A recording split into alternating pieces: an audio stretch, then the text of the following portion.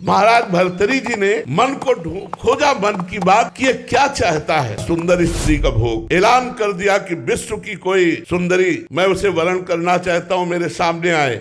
तो बहुत से जो अपनी सुंदरता का अभिमान रखती थी सुंदरियां एकत्र, क्योंकि चक्रवर्ती सम्राट महाराज भर्तरी, उनमें एक का नाम था पिंगला। भर्तरी जी के चित्त को लुभायमान कर लिया। भर्तरी जी ने उसके साथ पाणी ग्रहण किया। उन्होंने कहा राजपाट हमारा छोटा भाई विक्रमादित्य संभालेगा। अब मैं देखता हूँ इस काम में सुख कितना है। जिस काम के लिए मेरा मन लालायित हुआ, पहले मैं सुख से तृप्ति प्राप्त करूंगा। अब राजमहल केवल समय से भोजन पहुंच जाएगा, कोई भी राजकाज सब विक्रमादित्य के ऊपर, और आप केवल भोग निर्णय करने के लिए। बहुत वर्ष व्यतीत होते गए, लेकिन समय नहीं पता चला। पिंगला एक दिन अपने महल के पार्श्व की तरफ देखा तो एक हष्ट पुष्ट जवान घोड़ों की रखवाली करवा रहा था। कोई मालिश कर रहा है, कोई कुछ कर, उसे अश्वपाल कहते हैं। देखा और जम गया। पिंगला ने दासी को भेजा, अश्वपाल से कौन मिलना चाहती। अब महाराज जब शयन में होते तब अश्वपाल से मिलना शुरू हुआ। अब आप बहुत ध्यान से सुनना। एक गरीब ब्राह्मण तपस्या कर रहा था देवराज इंद्र के लिए कि वो प्रसन्न और मुझे धन दे। देवराज इंद्र प्रकट हुए और एक फल दिया, बोले अमर फल, इसे खाने से अमर हो जाता है। बस अंतर ध्यान हो गए। उनका मेरी बात भी नहीं सुनी। मुझ गरीब को अमर होके क्या करना है, मुझे तो धन चाहिए था। ये अमर फल मैं महाराज भर्तरी को दे देता हूँ, और भर्तरी धर्मात्मा राजा है, वो अमर रहेंगे तो हमारी प्रजा सुखी रहेगी। महाराज की जय हो। कहो विप्रवर कैसे आगमन हुआ। महाराज मैंने तपस्या कर, मुझे देवराज इंद्र ने एक अमर फल दिया, इसे खाने से अमर हो जाया जाता है। आज्ञा करी, जितना खजाने से धन चाहिए इनको दे दीजिए। अमर फल लिया, सोचा मेरी आसक्ति पिंगला पे है, मैं अमर होकर क्या करूंगा। अगर पिंगला अमर रहेगी तो मैं सुखी रहूंगा। पिंगला को बुलाया और कहा ये हमारे